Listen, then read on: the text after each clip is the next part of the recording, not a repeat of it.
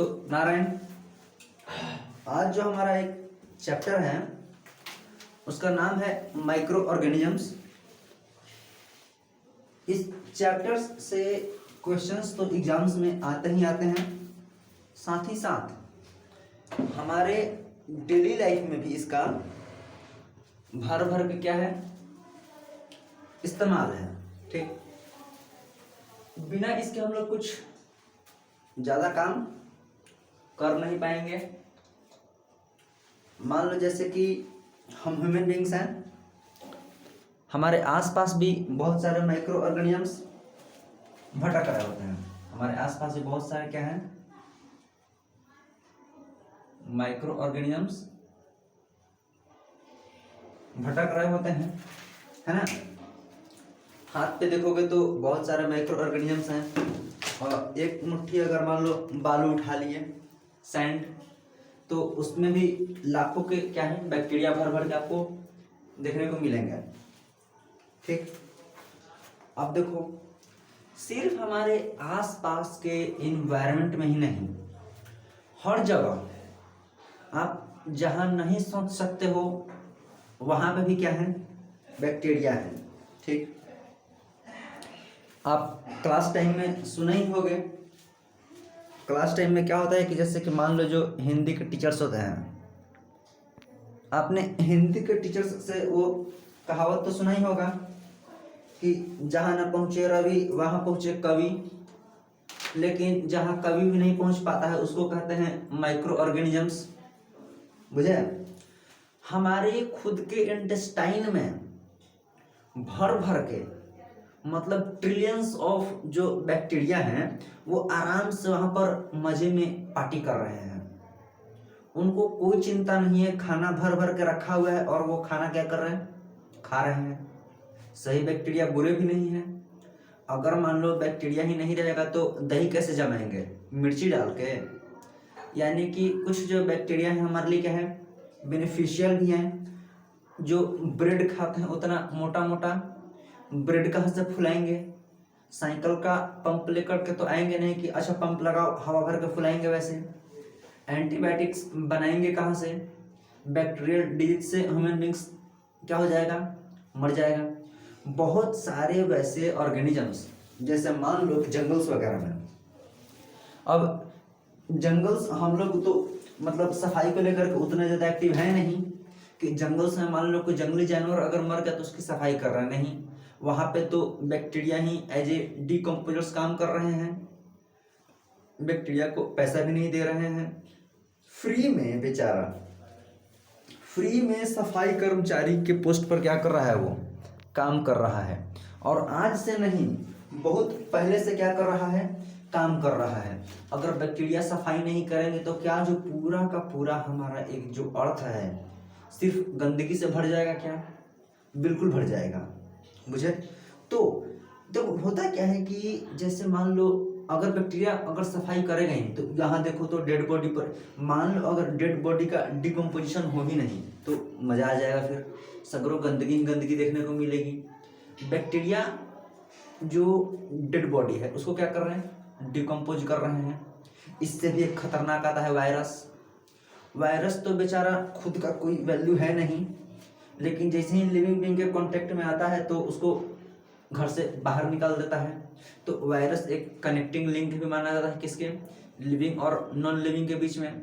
इतने मतलब bacteria fast reproducing organisms हैं कि लगभग मान लो कि अगर 20 मिनट में एक बैक्टीरिया अगर डबल हो रहा है तो एक मुट्ठी बैक्टीरिया उठाएंगे तो करोड़ों बैक्टीरिया आ जाएंगे।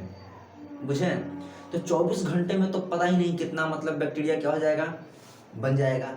अगर अच्छे से इस्तेमाल करेंगे तो मतलब काफ़ी ज़्यादा हमारे लिए क्या है, बेनिफिशियल है। तो आज यही इस बैक्टीरिया के माइक्रो ऑर्गेनिजम्स के इनविजिबल वर्ल्ड को हम लोग देखने का क्या करेंगे, कोशिश करेंगे। क्या करेंगे, ये जो माइक्रो ऑर्गेनिजम्स का जो इनविजिबल वर्ल्ड है इसको हम लोग माइक्रोस्कोप की हेल्प से देखने का क्या करेंगे, कोशिश करेंगे और समझने की कोशिश करेंगे कि जो माइक्रो ऑर्गेनिजम्स हैं किस तरीके से हमारे लिए क्या है, बेनिफिशियल है। सिर्फ उनका फायदा ही है कि कुछ घाटा भी है ना। तो चलो देखो, सबसे पहली बात कि जो ये माइक्रो ऑर्गेनिजम्स हैं, ये माइक्रो ऑर्गेनिजम्स आखिर होते क्या हैं? क्या ये मतलब शेर बाघ भालू की कैटेगरी में रखे जाते हैं क्या? क्या ये हमारे साथ ही रहते हैं क्या? आखिर ये माइक्रो ऑर्गेनिजम्स होते क्या हैं? देखो शब्द पे ध्यान देंगे। ये जो माइक्रो हो, माइक्रो का मतलब होता है 10⁻⁻⁶ माइक्रोमीटर, पता है ना, माइक्रोमीटर है ना। तो वही जो माइक्रो है 10⁻⁶, मतलब इतना बहुत छोटा क्या है, माइक्रो ऑर्गेनिज्म है। ये इतना छोटा होता है कि जो हमारे पास आंख है, इन आंखों से उसको देख पाना क्या है, बहुत ज्यादा मुश्किल है। तो उसके लिए हम लोग अलग से मतलब दूरबीन का इस्तेमाल करते हैं, लेटेस्ट वाला चश्मा जिसको बोलते हैं माइक्रोस्कोप। हम लोग उससे इस्तेमाल करके क्या करते हैं, माइक्रो ऑर्गेनिजम्स को देखने का कोशिश करते हैं। बहुत छोटे होते हैं, इतने छोटे हैं कि माइक्रोमीटर में नापा जाता है, माइक्रोमीटर में ही आते हैं। इससे भी जो छोटा वाला है बेचारा वायरस, वायरस तो एक स्टेप और आगे है। वायरस 10⁻⁹ वो नैनोमीटर में है, यानी कि बैक्टीरिया से भी नीचे छोटे में क्या देखने को मिलेगा आपको, वायरस देखने को मिलेगा। अब देखो मान लो इतने छोटे छोटे बैक्टीरिया हैं, तो मान लेते हैं कि आप खाना खा रहे हैं, ठीक, अगर आप चावल अगर खा रहे हैं तो हो सकता है उसमें माइक्रो ऑर्गेनिजम्स या फिर बैक्टीरिया उसमें भरे पड़े हों, तो आप थोड़ी छानने जाएंगे, वो दिखेगा ही नहीं। घर में हम लोग उतना तो साफ सफाई का ध्यान रखते नहीं हैं, एकदम लैब जैसा एकदम पूरा एकदम सफाई कर रखो एकदम इसको, तो फिर तो घर लैब बन जाएगा, उतना कहाँ से मेहनत करने जाएंगे, है ना। तो इस तरीके से बैक्टीरिया हमारे आसपास भी हैं, लेकिन ऐसा भी नहीं कि हमेशा हमको हार्म पहुंचा रहे हैं, नहीं, बेनिफिशियल भी हैं। तो देखो माइक्रो, यहीं से माइक्रो बायोलॉजी की क्या हुई, स्टार्ट हुई। जब माइक्रो ऑर्गेनिजम्स देखें तो फिर माइक्रो बायोलॉजी हुई। माइक्रो ऑर्गेनिजम्स कैसे देखें, माइक्रोस्कोप की हेल्प से देखें। तो देखो माइक्रो बायोलॉजी की जो थोड़ी बहुत हिस्ट्री है, क्या कह रहा है कि जो माइक्रो बायोलॉजी है ये स्टार्ट कब हुई थी। देखो माइक्रो जो वर्ड है माइक्रो, माइक्रो को ऐसे ऐसे हम लोग लिखेंगे, ठीक, म्यू, इसको म्यू बोलते हैं। इससे हम लोग माइक्रो लिखने के लिए इस वर्ड, इस क्या है ये जो अल्फाबेट है इसको हम लोग क्या करेंगे, इस्तेमाल करेंगे, ठीक। अब देखो जो हमारे पास माइक्रो बायोलॉजी है, हमारे पास क्या है, जो माइक्रो बायोलॉजी लगभग 17th सेंचुरी से क्या हुई है, स्टार्ट हुई। अब माइक्रो ऑर्गेनिजम्स जो हैं उनको हम अभी बताए हैं कि माइक्रो ऑर्गेनिजम्स को माइक्रोस्कोप की हेल्प से देखा जाता है। तो अगर 17th सेंचुरी से अगर माइक्रो बायोलॉजी पे अगर स्टडी स्टार्ट थी, तो क्या उस टाइम पे माइक्रोस्कोप की खोज हो चुकी थी क्या? हाँ, लगभग लगभग 1670 के आसपास में एक साइंटिस्ट हुए जिनका नाम था एंटन वॉन लेवेनहुक। हाँ, एवी लेवेनहुक थे। लगभग 1670 के आसपास में इन्होंने एक माइक्रोस्कोप क्या बनाया, खुद से ही सिंपल माइक्रोस्कोप बनाया, माइक्रो ऑर्गेनिजम्स को देखा, और फिर उस टाइम से ये जो बहुत छोटे छोटे ऑर्गेनिजम्स हैं इनकी स्टडी क्या हुई, स्टार्ट हुई। बहुत पुराने जमाने में, कब, तो जब हम आप नहीं थे तब, जब हमारे ग्रैंड पेरेंट्स के ग्रेट ग्रैंड पेरेंट्स के ग्रेट ग्रैंड पेरेंट्स जब रहे होंगे, उस टाइम पे जो लोग थे, क्योंकि देखो पहले क्या थी, अभी अगर मान लेते हैं कि अगर 200-300 साल पीछे अगर जाओगे तो उतना मतलब एडवांस एजुकेशन नहीं था। एडवांस एजुकेशन से मतलब है कि हम लोग जो ह्यूमन बींग्स हैं, हम लोग अपने तक ही मतलब सोच रहे थे, अपने से आगे की सोच ही नहीं रहे थे। जैसे मान लो अभी भी जो घर के आसपास जानवर है, कुत्ता है, बिल्ली है, घोड़ा है, उसको हम लोग उतना वैल्यू नहीं देते हैं। अगर मान लो घर के बाहर 10 मुर्गा मुर्गी है, अगर मान लेते हैं कि वो अगर मर जाए, ठीक, तो हम ह्यूमन बींग्स को कोई फर्क नहीं पड़ने वाला है। यानी कि हम लोग अपने से उसको क्या मान रहे, इंफीरियर मान रहे हैं, कि हमसे क्या है, वो छोटा है, नीच है, इसलिए हम लोग उसको वैल्यू नहीं दे रहे हैं। सोन नदी बगल में, उसमें से रोज हजारों मछलियां क्या हो रही हैं, हजारों मछलियां मारी जा रही हैं, लेकिन फिर भी हमें कोई फर्क नहीं पड़ रहा है। इसका मतलब यही है कि हम लोग अपने से उसको क्या सोच रहे हैं कि मेरे से वो छोटा है, तभी तो हम लोग उसको वैल्यू नहीं दे रहे हैं। लेकिन जब हायर क्लासेस में जाएंगे तो आपको इस वर्ल्ड को देखने का दो नजरिया मिलेगा, एक बायोसेंट्रिक व्यू और एक एंथ्रोपोसेंट्रिक व्यू। ये व्यू क्या कह रहा है कि जो बायोसेंट्रिक व्यू है कि सभी ऑर्गेनिजम्स, इवन सर्टेन बैक्टीरिया से लेकर के कॉर्डेटा तक, मतलब पॉलीफेरा से लेकर कॉर्डेटा तक, सभी ऑर्गेनिजम्स का इस पृथ्वी पर बराबर का क्या है, हक है। आप प्लांट्स को ये नहीं कह सकते हैं कि तुम यहाँ पे क्या कर रहे हो, ये मेरी सोसाइटी है, ऐसा नहीं कहेंगे। क्यों? प्लांट्स आपके लिए बहुत, प्लांट्स तो हमारे बिना रह लेंगे, लेकिन हम प्लांट्स के बिना सर्वाइव नहीं कर पाएंगे। तो इसीलिए सभी ऑर्गेनिजम्स को समान दृष्टि से हमें क्या करना चाहिए, देखना चाहिए। तो वैसे ही जो पहले के ऑर्गेनिजम्स थे, उन जो पहले के ह्यूमन बींग्स थे, उनके पास इतना ज़्यादा एडवांस नॉलेज नहीं था। वो ये सोच रहे थे कि जो लाइफ है, क्योंकि जो ह्यूमन बींग्स है ना, वो हमेशा से क्यूरियस रहा है अपने आसपास के इन्वायरमेंट के बारे में जानने को। उसका ऐसा मानना था बहुत पहले के लोगों का कि जो लाइफ है, जो क्या है, जो लाइफ है, जो जीवन है, ये नॉन लिविंग थिंग्स से क्या है, निकला है। लाइफ जो है एक नॉन लिविंग थिंग्स से उत्पन्न हुआ है। जैसे मान लो कि एक मिट्टी है, देखो non living things human beings क्या समझते थे, विंड, सी, फायर, वाटर, स्टोन, एयर, ये सभी को वो नॉन लिविंग थिंग्स मानते थे।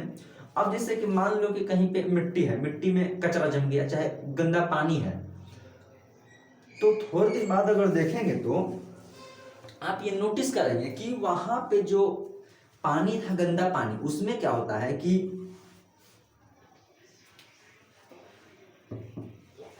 थोड़े दिन बाद उसमें छोटे छोटे बैक्टीरिया ग्रो कर जाएंगे। तो उसका ऐसा मानना था कि ये तो पानी, ये नॉन लिविंग चीज है, तो इसमें से ये बैक्टीरिया आया तो आया कहाँ से। तो उसने ये समझ लिया कि जो ये लाइफ है, ये लाइफ जो है नॉन लिविंग थिंग्स से क्या है, एराइज है। लाइफ कहाँ से आई है, नॉन लिविंग थिंग्स से आई है ना। इसी को स्पॉन्टेनियस जनरेशन की एक थ्योरी कह दी गई कि लाइफ जो अपने आप हो गई है। लाइफ कैसे आई, अपने आप, है ना। ये बच्चा कैसे मतलब फेल हो गया, अपने आप फेल हो गया। ये बच्चा वहां तक कैसे पहुंचा, अपने आप पहुंच गया। ये देखो ये कीचड़ में जो बैक्टीरिया है वो कहाँ से है, वो अपने आप आ गए। बाद में जब मतलब रिसर्च वगैरह हुआ, क्योंकि क्या है कि हम ह्यूमन बींग्स है ना, हमेशा टेक्नोलॉजी के साथ साथ रिसर्च क्या हो रही है, बढ़ते जा रही है। तो बाद में ये पता चला कि लाइफ कोई स्पॉन्टेनियसली वहां पे जनरेट नहीं हुआ है, हमेशा जो है प्री एग्जिस्टिंग लाइफ से, यानी कि हमेशा पहले वाले जीवन से ही नया वाला जीवन क्या होता है, स्टार्ट होता है। मुझे जैसे कि मान लो एक पढ़ेंगे तो सेल का एक चैप्टर है, उसमें लिखा है ना ओमिनाई सेलुला ई सेलुला, यानी कि जो नया वाला सेल है पुराने वाले सेल से क्या होता है, बना होता है। और देखो मजे की बात यह है कि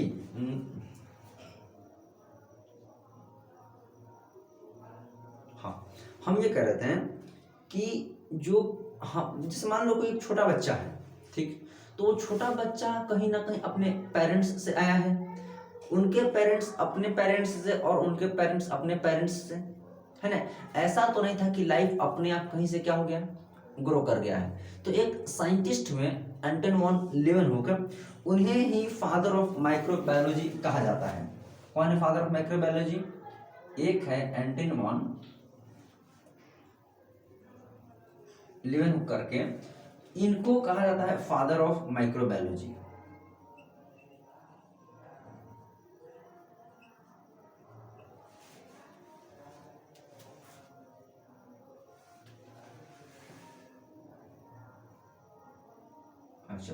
एंटन वॉन लीवेनहुकर है, इन्हें फादर ऑफ माइक्रोबायोलॉजी कहा जाता है।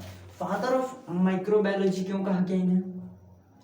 फादर ऑफ माइक्रोबायोलॉजी इसलिए कहा गया क्योंकि देखो, जो सबसे पहले किसी टॉपिक पे काम करता है, या फिर जो व्यक्ति किसी टॉपिक पर सबसे ज्यादा रिसर्च किया है, उसको ही ज्यादा क्या दिया जाता है, क्रेडिट दिया जाता है। जैसे मान लो कि 20 लोग मिल करके एक प्रोजेक्ट पर क्या कर रहे हो, काम कर रहे हो, तो उसमें से जिसका सबसे ज्यादा रोल रहेगा उसी का क्या आता है, नाम आता है, उसका क्या आता है, नाम ज्यादा आता है, और उसी को ही आय क्या मिलता है, प्राइज मिलता है। यही वो लियोनहुक है जो 1760 में जो है कि एक सिंपल अपना माइक्रोस्कोप उन्होंने बनाया था। इन्होंने जब माइक्रोस्कोप बनाया तो फर्स्ट टाइम जो ऑर्गेनिजम्स देखा, क्या देखा, फर्स्ट टाइम जो ऑर्गेनिज्म देखे, जैसे कि बैक्टीरिया और प्रोटोजोआ जो देखे, वो फर्स्ट टाइम वो जो उन्होंने ऑर्गेनिजम्स देखा, क्या क्या देखा, जैसे कि मान लो जो बैक्टीरिया और प्रोटोजोआ को देखा, इनको आखिर उस टाइम पे इनको पता नहीं था कि इनको कहे तो कहे क्या। जैसे मान लो आपने कुछ देखा, अचानक से छत पे गए और कुछ देखा, तो और अगर आपको नाम नहीं पता है तो आप खुद से ही एक नाम रख देंगे कि अच्छा ये देखो इसको ये बोलेंगे। तो इन्होंने वो जो छोटे छोटे बैक्टीरिया माइक्रो ऑर्गेनिजम्स देखे, उनका नाम रख दिया क्या, उनका नाम रख दिया एनिमल्क्यूल्स। उनका नाम क्या रख दिया, एनिमल्क्यूल्स रख दिया। क्या थे एनिमल्क्यूल्स, वो जो छोटे ऑर्गेनिजम्स थे जो जिसको एंटन वन लीवेनहुक सर ने माइक्रोस्कोप के थ्रू देखा, उसका नाम था क्या, उसका नाम इन्होंने अपने से रख दिया, क्या, उसका नाम रखा एनिमल्क्यूल्स रख दिया। अब देखो, यानी कि इससे पहले माइक्रो ऑर्गेनिजम्स के बारे में हम लोग जानते नहीं थे, पढ़ते नहीं थे, क्यों, माइक्रोस्कोप ही नहीं था। यानी कि जो इनविजिबल वर्ल्ड था माइक्रो ऑर्गेनिजम्स का, उसको देखने का काम कहाँ से स्टार्ट हुआ, ये लीवेनहुक सर से, समझे। अब देखो, इसके बीच एक और साइंटिस्ट हुए जिनका नाम है लुईस पास्चर। इन्होंने एक जर्म थ्योरी दी। जर्म थ्योरी क्या कह रहा था, जर्म थ्योरी ये कह रहा था कि जो हमारे पास बैक्टीरियाज वगैरह है, इन्होंने एक चीज भी प्रूफ करी कि जो माइक्रो ऑर्गेनिजम्स हैं इनसे हमें डिजीज भी क्या होती है, मतलब हमें ये डिजीज भी कॉज करते हैं। डिजीज के बारे में लीवेनहुक सर वगैरह ने नहीं बताया कि इससे अच्छा देखो ये होता है वो होता है, नहीं। इसके बाद जो लुईस पास्चर हुए, उन्होंने बताया कि ये जो माइक्रो ऑर्गेनिज्म जो बैक्टीरिया थे, ये सिर्फ देखने में छोटे छोटे हैं, ये कभी कभी काम बिगाड़ देते हैं, यानी कि ह्यूमन बींग्स को क्या करते हैं, बीमार भी कर देते हैं। बीमार करने के साथ साथ जो हम लोग देखते हैं आज के टाइम पे अल्कोहल वगैरह, ये अल्कोहल वगैरह तो बहुत पहले से राजा महाराजाओं का क्या रहा है, शौक रहा है। तो जो ये लुईस पास्चर सर हैं,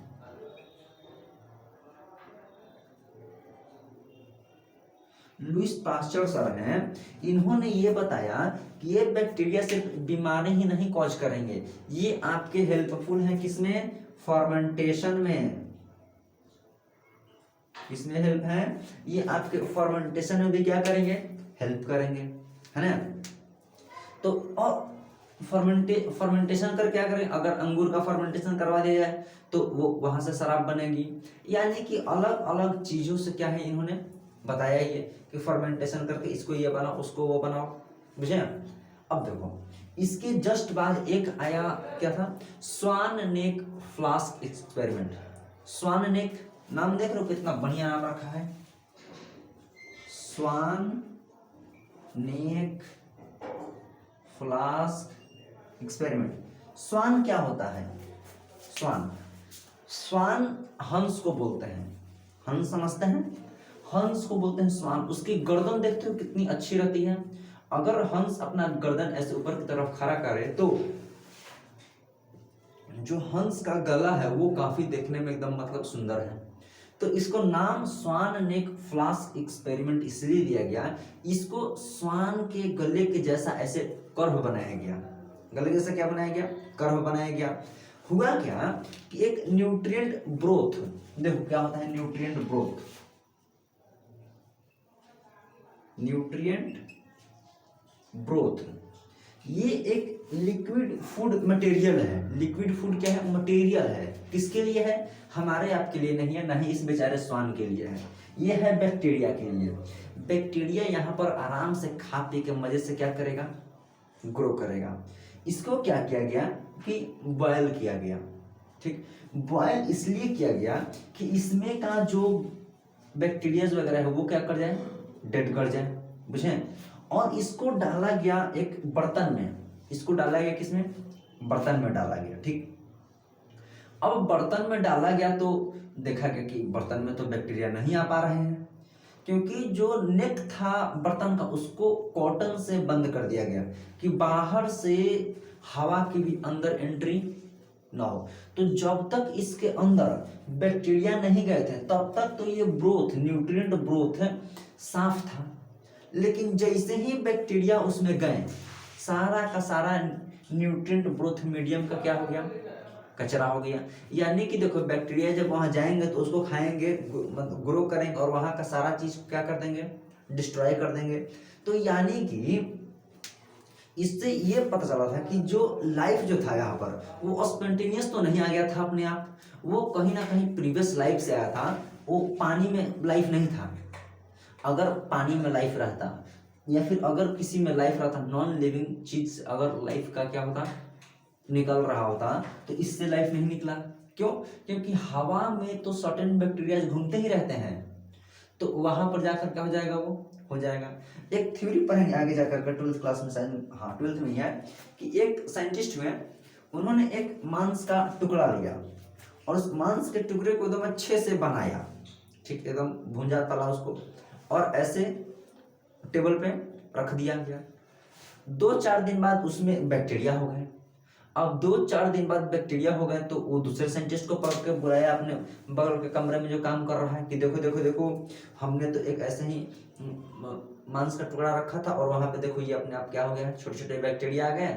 यानी कि लाइफ क्या थी, इस जो नॉन लिविंग पीस था मांस का, उससे बैक्टीरिया ग्रो किया। तो साइंटिस्ट का दिमाग घूमा, उन्होंने सोचा कि अच्छा तुम कैसे किए, तो वो बताया कि हम ना क्या किए कि एक मांस का टुकड़ा लिए और उसको अच्छे से एकदम आग में भूंजे और उसको वहाँ पर क्या कर दिए, रख दिए। तो साइंटिस्ट बोले कि ओ चलो इसको बंद करके रखो। उसको जैसे ही बंद करके रखा एकदम मतलब एयर टाइट कंटेनर में, तो तब तो बैक्टीरिया नहीं लग रहा था। तो समझे कि ओ जो ये बैक्टीरिया थे ये हवा में से क्या कर रहे थे, आ रहे थे। तो जो ये स्वान नेक फ्लास्क एक्सपेरिमेंट हुआ, इससे ही एक क्या हुआ कि इससे एक जर्म थ्योरी ऑफ डिजीज भी आई थी कि जो डिजीज था वो ऐसी घूम घाम के नहीं आ जा रहा था, कहीं ना कहीं माइक्रो ऑर्गेनिजम्स उसके लिए अगर रिस्पॉन्सिबल है। तो हवा में तो माइक्रो ऑर्गेनिजम्स ऑलरेडी अवेलेबल होते ही हैं। जब तक हवा जो है इस मीडियम के कांटेक्ट में नहीं आता तब तक यहाँ पर माइक्रो ऑर्गेनिजम्स की ग्रोथ नहीं देखने को मिल रही थी। हवा बेचारे के कांटेक्ट में आएगा ही कहाँ से, जैसे कि मान लो कि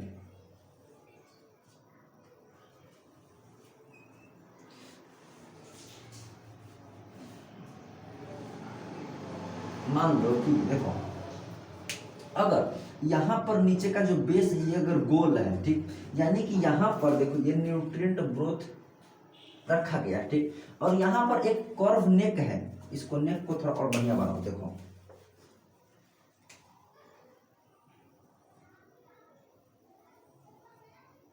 ठीक। इस नेक को क्या किया गया कि यहाँ पर एक कॉटन से ब्लॉक कर दो, कॉटन से क्या कर दो, ब्लॉक कर दो, और यहाँ का ये माउथ क्या था, ओपन था। तो यहाँ से अगर हवा जाएगा भी तो यहाँ पर आकर के क्या हो जाएगा, फंस जाएगा। हवा यहाँ पर पहुंच ही नहीं पाएगा और बैक्टीरिया ग्रो ही नहीं कर पाएगा। अगर यहाँ पर हवा पहुंच जाता तो यहाँ पे ये जो न्यूट्रिएंट ब्रोथ रखे हैं हम लोग, न्यूट्रिएंट रिच मटेरियल किसके लिए है, बैक्टीरिया के लिए, कि जैसे ही एक को बैक्टीरिया आया तो उसके एकदम मनपसंद भोजन रखा गया है, वो खाने में कमी नहीं करेगा और रिप्रोडक्शन में तो बिल्कुल भी कमी नहीं करेगा कि चलो खा पी करके अपने पूरे खानदान को क्या किया जाए, यहाँ पर बसा लिया जाए, समझे। तो वैसे ही जनरेशन का 2 कॉन्सेप्ट था, एक था स्पॉन्टेनियस जनरेशन का, किसका, एक था स्पॉन्टेनियस जनरेशन जो लाइफ जिसमें क्या था, उसमें लाइफ अपने आप उग रहा था। यानी कि देखो जो यहाँ पर ये अच्छा नहीं है, देखो यहाँ पर जो एक स्पॉन्टेनियस जनरेशन का कॉन्सेप्ट था, स्पॉन्टेनियस जनरेशन, और एक था बायोजेनेसिस। स्पॉन्टेनियस में किसका आता है, एरिस्टोटल का। जो एरिस्टोटल सर हैं इन्होंने एक बात बताया कि जो लाइफ था वो स्पॉन्टेनियसली क्या कर रहा था, अपने आप ग्रो कर रहा था, कि किसी भी नॉन लिविंग और थिंग्स से लाइफ अपने आप एराइज हो रहा था। लेकिन एक था बायोजेनेसिस। जेनेसिस का मतलब होता है कुछ बनना, जेनेसिस का मतलब होता है कुछ बनना, बायो मीन्स लाइफ, यानी कि लाइफ का बनना, बायोजेनेसिस। ठीक, अब देखो मजे की बात है कि ये बायोजेनेसिस की जो बायोजेनेसिस था थ्योरी है, इसको दिया लुइस पास्चर ने। इसको किसने दिया? लुइस पास्चर ने। इनका ये कहना था कि जो लाइफ था वो खुद से नहीं आया था, वो कहीं ना कहीं अपने प्रीवियस लाइफ से उठ करके आए हुए। एक ओमनी विवम एक्स विवो, इनका एक स्टेटमेंट था, omne vivum ex vivo, omne vivum ex vivo. Vivo का फोन नहीं, विवो, विवो का मतलब होता है ग्लास, ग्लास समझे, कांच। अब देखो यहाँ पर ये कह रहा है कि इसका मतलब था कि जो लाइफ था अपने प्री एग्जिस्टिंग लाइफ से उठ करके आया है। ऐसे ही दूसरा का बात नहीं सुना था कि लाइफ उठ के चला ना, यहाँ से अपने प्रीवियस लाइफ से लाइफ उठ करके गया हुआ है। तो यहाँ से फिर आगे माइक्रो ऑर्गेनिजम्स की क्या हुई, स्टडी, क्लासिफिकेशन वगैरह स्टार्ट हुई। देखो अब जो था कि जो ये माइक्रो ऑर्गेनिजम्स हैं, माइक्रो ऑर्गेनिजम्स को मेनली 3 कैटेगरी में क्या किया गया, बांटा गया, प्रोकैरियोट, यूकैरियोट और वायरस में। किसमें बांटा गया माइक्रो ऑर्गेनिजम्स को? एक बांटा गया प्रोकैरियोट में, एक बांटा गया यूकैरियोट में, और एक बांटा गया वायरस में। ये वायरस तो बेचारा मतलब बहुत छोटा होता है लेकिन बहुत मतलब काम बिगाड़ता है, इन दोनों से भी ज्यादा काम बिगाड़ता है ये वायरस। अभी थोड़ी देर में देखेंगे। जो मेरे पास ये प्रोकैरियोट्स हैं, प्रोकैरियोट्स का मतलब क्या है? प्रोकैरियोट्स में जनरली आपको बैक्टीरिया वगैरह देखने को मिलेंगे। जो प्रोकैरियोट है इनके पास न्यूक्लियस नहीं है। प्रो का मतलब होता है पुराने वाले, प्रिमिटिव वाले, है ना। इनके पास जो है न्यूक्लियस नहीं है, मतलब सच्चा वाला न्यूक्लियस नहीं है। ठीक, अब जब न्यूक्लियस ही नहीं है तो न्यूक्लियर मेम्ब्रेन रख के क्या करेगा, है ना। अब न्यूक्लियस ही नहीं है तो इनके पास न्यूक्लियर मेम्ब्रेन रख के क्या करेगा।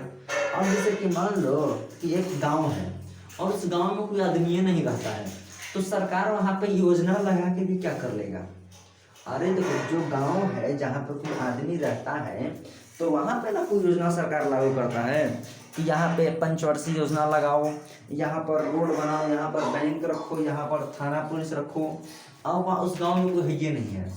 कभी सुना है कि एक टापू बहुत दूर है यहाँ से 50,000 किलोमीटर, नहीं 50 नहीं, मान लो कि 200 किलोमीटर दूर एक टापू है और उस टापू पे कुछ नहीं है, एकदम बंजर टापू है, और सरकार का 2000 करोड़ का एक क्या है बजट पास हुआ है कि उस टापू पे हम लोग ये बनाएंगे, वो बनाएंगे, वो बनाएंगे। किसके लिए? वहाँ पे सांप बिच्छू को चलने के लिए नहीं। जब तक ह्यूमन बींग्स वहाँ पे नहीं है तब तक कोई भी वहाँ का जो बजट वगैरह मतलब एथी नहीं पास होगा, वहाँ का क्या बोलते हैं उसको, रोड मैप नहीं पास होगा, मुझे।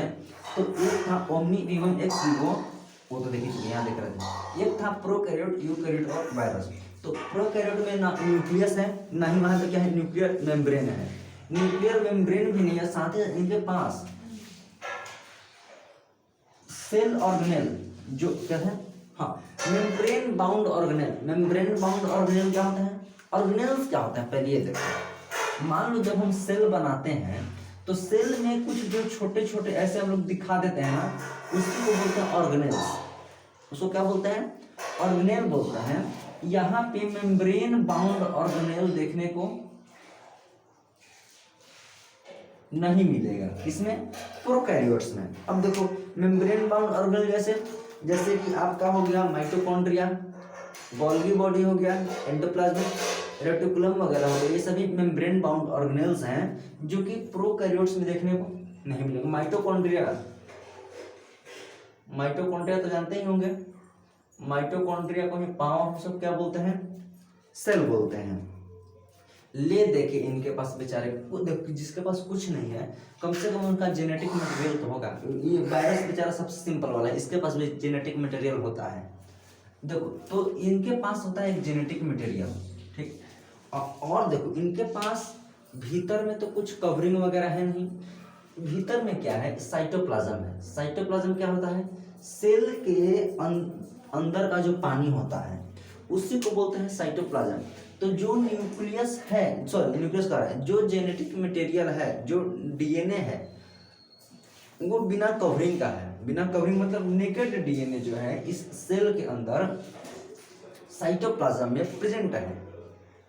प्रोकैरियोट्स के केस में यहाँ पर क्या है, जो सेल है, सेल के अंदर साइटोप्लाज्म प्रेजेंट है और उस साइटोप्लाज्म में नेकेड डीएनए ऐसे ही क्या कर रहा है बेचारा, घूम रहा है, एक साइड में आराम से पड़ा हुआ है। अब देखो मजे बात है कि जो बैक्टीरिया है, क्योंकि प्रोकैरियोट्स में मेनली क्या है, बैक्टीरिया है, बैक्टीरिया का आखिर स्ट्रक्चर क्या है, बैक्टीरिया का स्ट्रक्चर थोड़ा सा कॉम्प्लेक्स है, ध्यान से देखेंगे।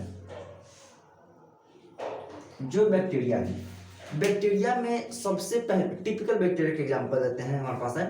टिपिकल क्या होता है, टिपिकल बैक्टीरिया उसको बोलते हैं, या फिर जब भी हम लोग एग्जांपल लेते हैं, ये एक टिपिकल एग्जांपल है। टिपिकल एग्जांपल का मतलब होता है कि उस एग्जांपल्स में मतलब ओवरऑल बैक्टीरिया का गुण क्या होना चाहिए, प्रेजेंट होना चाहिए। तो अगर बात करें अगर एक टिपिकल बैक्टीरिया का, किसका बात करें, टिपिकल बैक्टीरिया का, तो जो सबसे एक पहला लेयर होता है वो होता है कैप्सूल। खाने वाला कैप्सूल नहीं है ये आउटर मतलब बैक्टीरिया क्या है, लेयर है।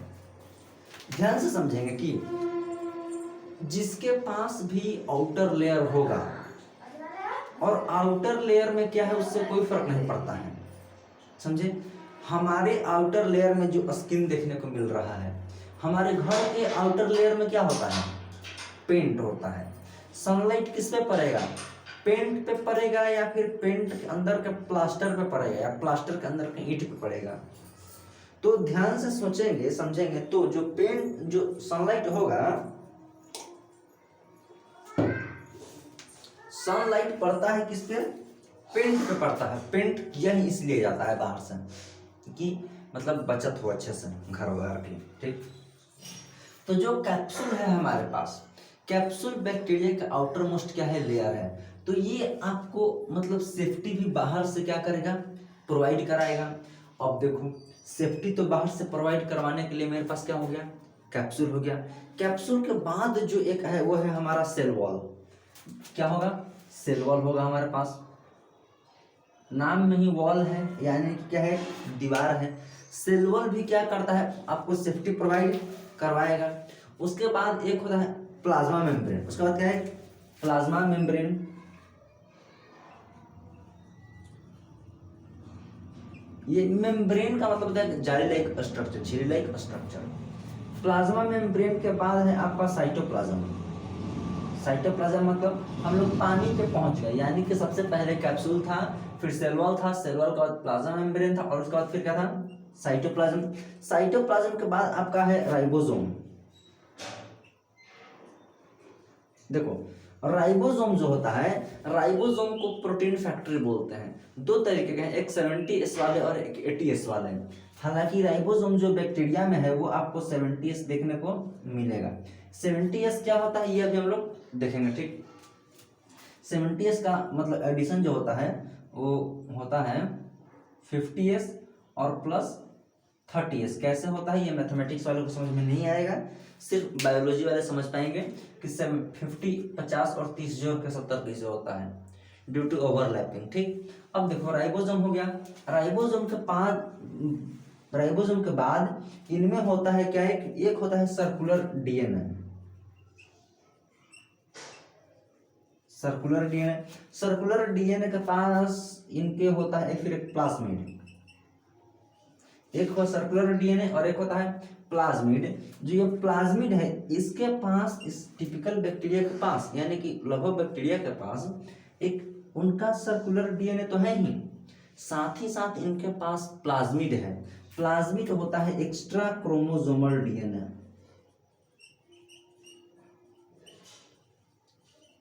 Extra chromosomal DNA. अगर सर्कुलर डीएनए से काम हो जाए तो प्लाज्मिड का कोई वहां पे नीड नहीं होगा।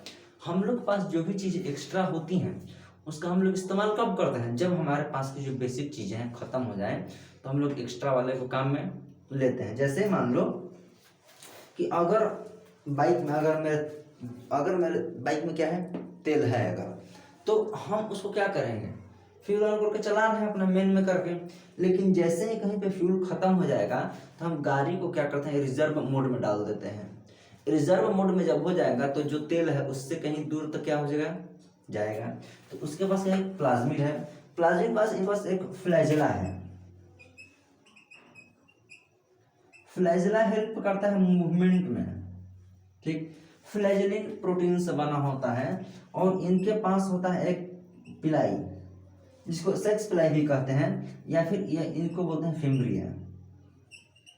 ये मूवमेंट में हेल्प करता है और ये आपके अटैचमेंट में हेल्प करता है। किसी भी सरफेस वगैरह से चिपक जाएंगे और कहीं दूर मतलब चले जाएंगे। सेक्स पिलाई है ये, मतलब जेनेटिक मटेरियल को क्या करता है, ट्रांसफर करने में भी हेल्प करता है, ठीक।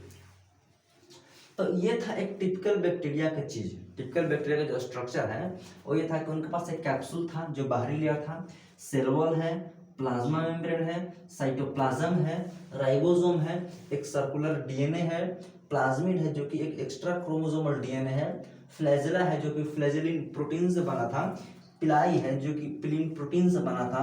फ्लैजेला मूवमेंट में हेल्प करता है और फिम्ब्री या फिर पिलाई जो है वो अटैचमेंट में क्या करता है, वो हेल्प करता है। सिर्फ यहीं तक बैक्टीरिया लिमिटेड नहीं रहे कि इतना सारा स्ट्रक्चर बना करके छोड़ दिया, नहीं, उनको चाहिए था वैरायटी। कि कुछ लोग उधर रुस के बैठे हुए कि नहीं हम लंबा है तो हम लंबे रहेंगे, हम गोल मटोल नहीं बनेंगे। उधर एगो मतलब लेप्टाइल है, वो कह रहा है कि नहीं मेरा तो शेप एकदम ऐसी लेप्टाइल रहेगा, हम सीधा नहीं होखेंगे, है ना।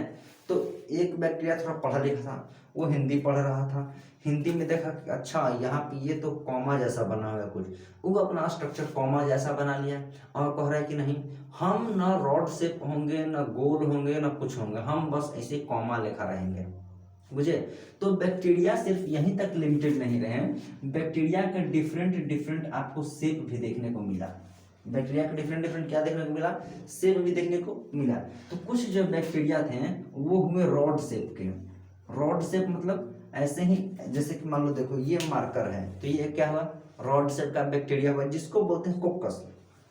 जो कोकस होते हैं वो रॉड शेप होते हैं। जैसे कि मान लो कोकस में क्या, एक होता है स्टेफाइलोकोकस, जो स्टेफाइल जिनके नाम का लास्ट में कोकस आता है वो समझ जाएंगे कि वो बैक्टीरिया क्या है, रॉड शेप वाले हैं। इसके बाद एक था आपका विब्रियो। जो विब्रियो है, विब्रियो आपका कॉमा शेप का बैक्टीरिया होता है, ठीक। उसके बाद एक है आपका स्पाइरिलम। स्पाइरलम जो बैक्टीरिया है वो स्पाइरल शेप के बैक्टीरिया होते हैं, जैसे कि स्पाइरलम वोल्टुनस। ये क्या है कि स्पाइरल शेप के क्या होते हैं, बैक्टीरिया होते हैं।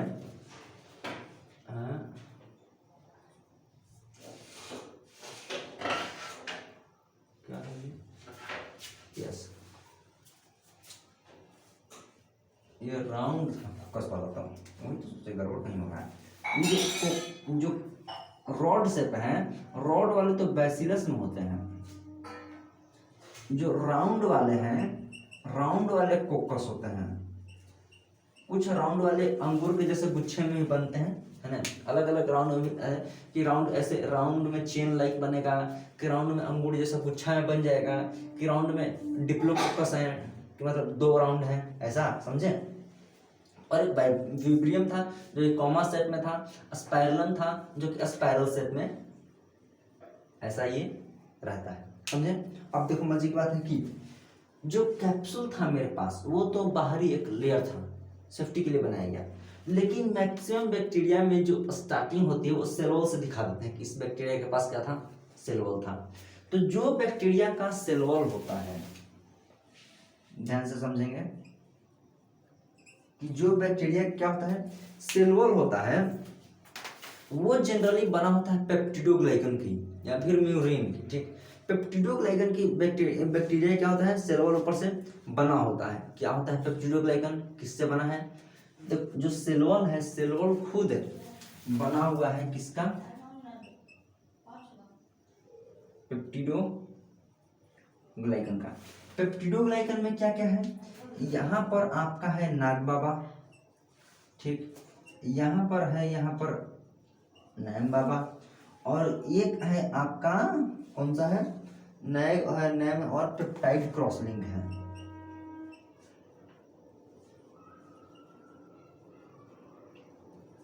ये क्रॉस लिंक की हेल्प से कैसे जुड़ता है अभी बाद में देखेंगे।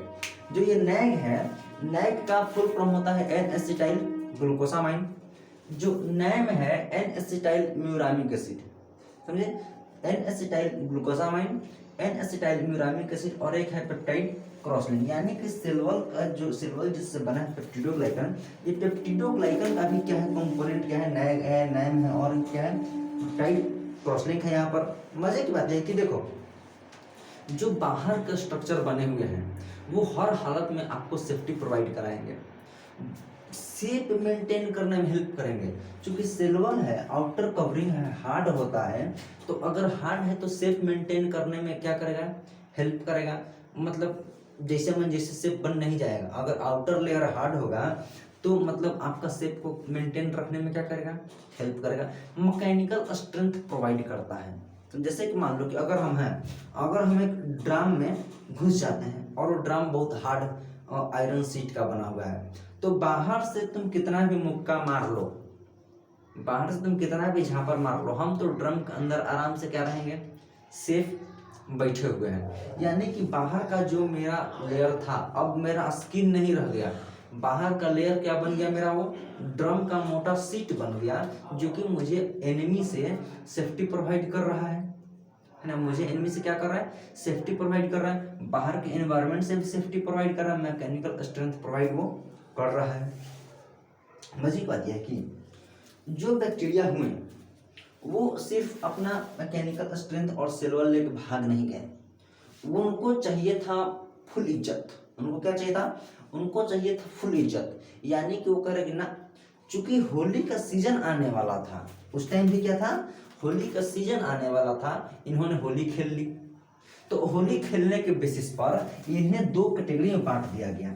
इन बैक्टीरिया को बांट दिया गया ग्राम पॉजिटिव बैक्टीरिया में, और इनको बांट दिया गया ग्राम निगेटिव बैक्टीरिया में। किस बेसिस पर, अभी बोले कि होली का सीजन था, यानी कि स्टैनिंग मेथड पे, स्टैनिंग के बेसिस पे इन बैक्टीरिया को बांट दिया गया ग्राम पॉजिटिव में और ग्राम निगेटिव में। कौन दिया था, इनको दिया था क्रिश्चियन ग्राम ने। क्रिश्चियन ग्राम ने ग्राम स्टैनिंग मेथड की क्या किया था, इस्तेमाल किया।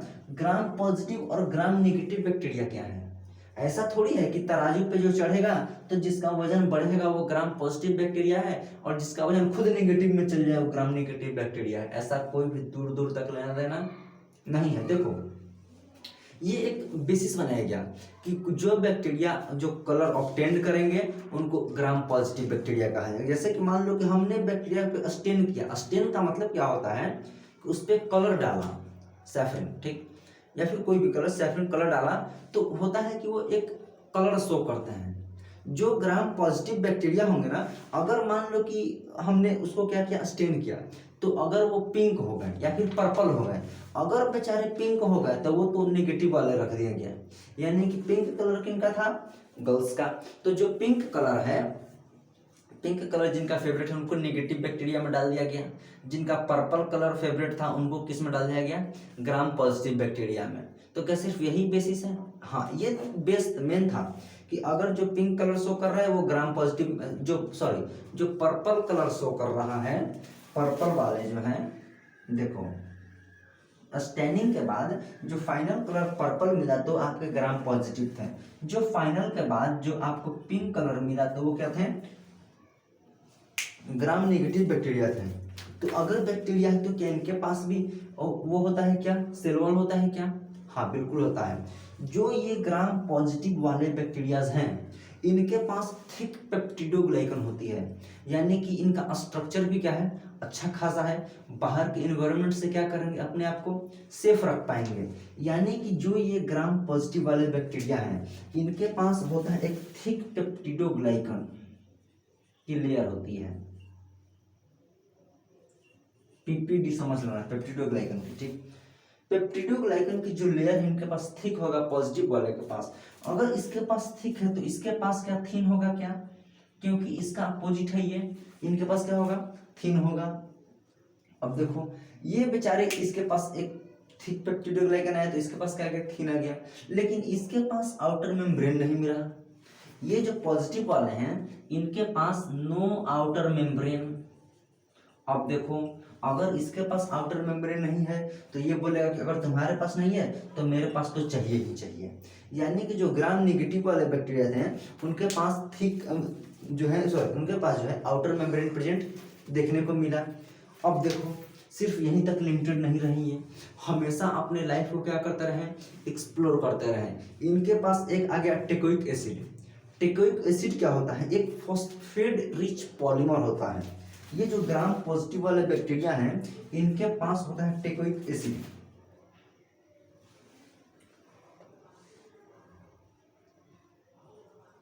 इस ग्राम पॉजिटिव बैक्टीरिया के पास होता है टेकोइक एसिड जो कि एक फॉस्फेट रिच पॉलीमर है। क्या है टेकोइक एसिड, ये एक फॉस्फेट रिच पॉलीमर है। क्योंकि देखो इसके पास अगर ये फॉस्फेट रिच पॉलीमर है यानी कि टेकोइक एसिड अगर है तो ये ग्राम नेगेटिव वाला बोलेगा ठीक है जाओ तुम्हारे पास है, तुम्हें रखो, तुम्हें खुश रहो, हमको नहीं चाहिए। तो ये क्या कह दी कि नहीं, हमको जो है तुम्हारा टेकोइक एसिड नहीं चाहिए, हम उसके बिना ही क्या कर लेंगे, सर्वाइव कर लेंगे। तो इस ग्राम नेगेटिव बैक्टीरिया के पास टेकोइक एसिड नहीं हुआ। अब देखो इसके पास है एक लिपोपॉलीसेकेराइड। लिपोपॉलीसेकेराइड जो है ये जो पॉजिटिव वाले हैं है तो पॉजिटिव, लेकिन लिपोपॉलीसेकेराइड के मामले में कहें कि ना हमको लिपोपॉलीसेकेराइड की जरूरत नहीं है। तो उस हिसाब से ये जो ग्राम पॉजिटिव बैक्टीरिया है इनके पास जो लिपोपॉलीसेकेराइड LPS शॉर्ट में लिख दे रहा हूँ, जो लिपोपॉलीसेकेराइड इनके पास नहीं देखने को मिलेगा। वहीं पे जो ग्राम नेगेटिव वाले बैक्टीरिया हैं इनके पास लिपोपॉलीसेकेराइड देखने को मिल जाएगा। और कलर तो बता ही चुके हैं कि जो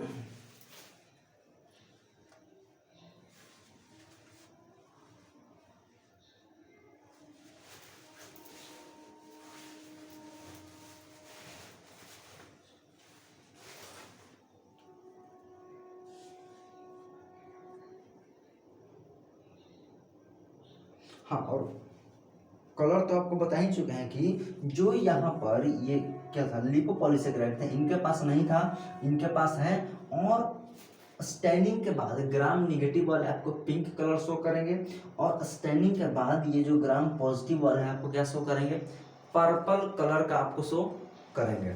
देखो एक यहाँ पर एक मजे की बात है कि जो ये आपके ग्राम नेगेटिव वाले बैक्टीरिया हैं, जो क्या है ये ग्राम नेगेटिव वाले बैक्टीरिया हैं, इनके पास होता है एंडोटॉक्सिन। एंडोटॉक्सिन क्या होता है, एंडोटॉक्सिन जो है एक लिपोपॉलीसेकेराइड का पार्ट होता है। क्योंकि देखो यहाँ पर इस जो ग्राम पॉजिटिव वाले बैक्टीरिया ध्यान समझेंगे कि जो हमारे पास ग्राम पॉजिटिव वाले बैक्टीरिया हैं इनके पास तो लिपोपॉलीसेकेराइड था ही नहीं। अगर लिपोपॉलीसेकेराइड नहीं है तो इसके पास एंडोटॉक्सिन भी ना, इसके पास एंडोटॉक्सिन भी नहीं हुआ। क्यों, क्योंकि ये जो एंडोटॉक्सिन था ये एक लिपोपॉलीसेकेराइड का पार्ट था। तो अगर जिसके पास बेस ही नहीं है तो आगे से कहां से होगा, तो लिपोपॉलीसेकेराइड था आपका ग्राम नेगेटिव के पास, तो एंडोटॉक्सिन भी किसके पास होगा, ये ग्राम नेगेटिव वाले बैक्टीरिया के पास होगा। मजे की बात यह है कि जो ये एंडोटॉक्सिन है, एंडोटॉक्सिन काम क्या करता है, एंडोटॉक्सिन जो है जब सेल का लाइसिस होता है, लाइसिस का मतलब क्या होता है ध्यान समझेंगे। जो ये लाइसिस है, लाइसिस का मतलब होता है टूटना। लाइसिस का मतलब क्या होता है, टूटना होता है। जब सेल टूट जाता है, कभी कभी देखते हो कि जैसे कि मान लो कि किसी को दवा चल रही है, किसी को क्या चल रहा है, दवा चल, आपके घर में आसपास में कोई पेशेंट होगा,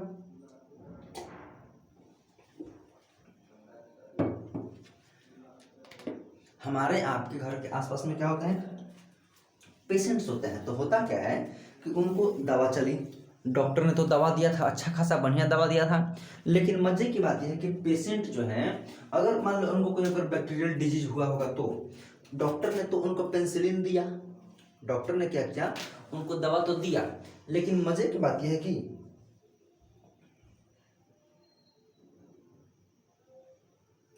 वो जो दवा दिया डॉक्टर ने वहां पर बजाय उनका बीमारी कम होने के, उनकी बीमारी और क्या हो गई, बढ़ गई। अब जो घर वाले थे वो डॉक्टर को पकड़ रहे हैं कि आखिर तू कैसा डॉक्टर है कि तू दवा दिया तो पेशेंट मेरा क्या हुआ, ठीक नहीं हुआ। अब डॉक्टर बेचारा खुद पागल समझ नहीं पा रहा है वो कि हम दवा दिए तो पेशेंट बिगड़ा कैसे। तो डॉक्टर पढ़ा लिखा था, डॉक्टर क्या था, पढ़ा लिखा था। डॉक्टर फटाक से क्या हो गया, समझ गया कि लग रहा है कि एंडोटॉक्सिन रिलीज हुआ है। एंडोटॉक्सिन क्या हुआ है, रिलीज हुआ है। एंडोटॉक्सिन तभी रिलीज होता है जब मान लो कि जो हम लोग एंटीबायोटिक देते हैं वो बैक्टीरिया के सेल वॉल को तो क्या करता है, डिस्ट्रॉय करता है। और ये एंडोटॉक्सिन होता कहाँ पे है, बैक्टीरिया के सेल वॉल पार्ट जो है लिपोपॉलीसेकेराइड उसी में तो है। तो जब ये रिलीज करता है, टॉक्सिन का मतलब होता है पॉइजन। सेल बर्स्ट किया, एक सेल है, एक क्या है, ये आउटर सेल वॉल है और इसमें क्या भरा है, एंडोटॉक्सिन भरा है। और वो जो एंटीबायोटिक था उसका काम ही था सेल वॉल को क्या कर देना, ब्रेक कर देना। जब सेल वॉल टूटेगा तो एंडोटॉक्सिन क्या होंगे, सेल में ही तो रिलीज होंगे। कंडीशन पेशेंट के ठीक होने के बजाय कंडीशन हो सकती है क्या हो जाए, बिगड़ जाए। तो वो किसकी वजह से था, एंडोटॉक्सिन की वजह से था। मजे की बात है कि देखो जो क्या बोलते हैं, जो पेंसिलिन था, जो एंटीबायोटिक था, वो सिर्फ और सिर्फ ज़्यादातर मैक्सिमम केसेस में ग्राम पॉजिटिव बैक्टीरिया में क्या करता है, काम करता है अच्छे से। ठीक, क्योंकि अगर ग्राम नेगेटिव पे अगर काम करेगा पेंसिलिन तो उसका जो पेंसिलिन होता है, ध्यान समझेंगे, जो पेंसिलिन है, पेंसिलिन बैक्टीरिया के सेल वॉल को तोड़ता है। तो अगर इस ग्राम नेगेटिव वाले बैक्टीरिया पे अगर पड़ जाए तब तो पेशेंट की कंडीशन क्या हो जाएगी और खराब हो सकती है। अगर ग्राम पॉजिटिव वाले पड़े तो उनके पास लिपोपॉलीसेकेराइड है ही नहीं, लिपोपॉलीसेकेराइड है ये नहीं है, एंडोटॉक्सिन होगा ही नहीं। तो यहाँ पर आराम से पेशेंट क्या हो जाएगा, ठीक हो जाएगा। इस केसेस में पेशेंट क्या हो जाएगा और उनका तबीयत बिगड़ने का और चांसेस हो जाता है। तो ये था प्रोकैरियोट्स हमारा, समझे। जो इनका एक दूर का भाई है, इनका क्या है, दूर का भाई है, जिसको क्या बोलते हैं, क्या, यूकैरियोट्स। इनका दूर के भाई को क्या बोलते हैं, यूकैरियोट्स बोलते हैं। यू मिस होता है ट्रू, यू का मतलब होता है ट्रू। जैसे कि हम बोले कि यू, तो यू का मतलब क्या समझेंगे कि आप सच्चे हैं और बाकी दुनिया झूठा, आप सच्चे और बाकी दुनिया झूठा, समझे। तो मेरे पास जो है आपका प्रोकैरियोट, जो एक है यूकैरियोट, देखो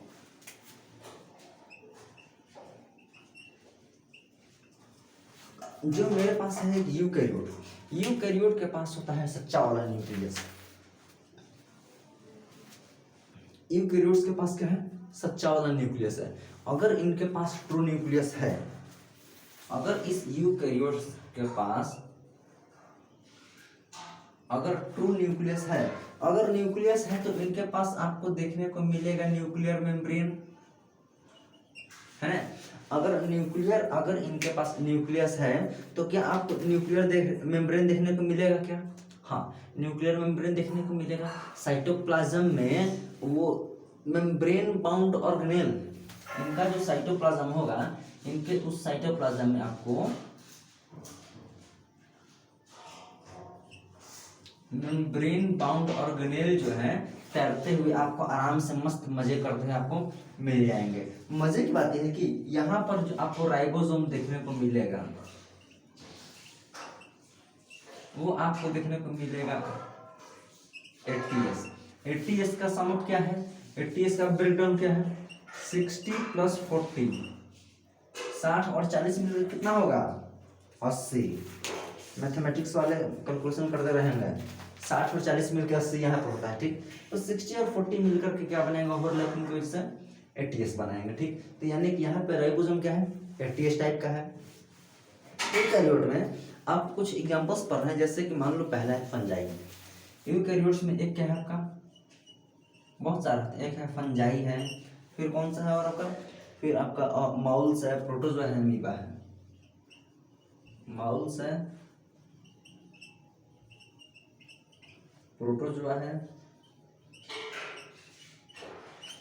अमीबा है, और कौन सा है,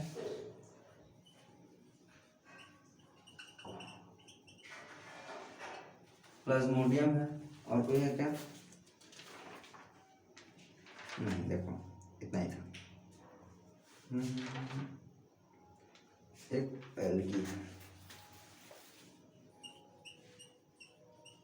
देखो अभी इसको निपटाते हैं 10 मिनट में, ठीक। देखो जो आपके पास फंजाई है, जो क्या है पास,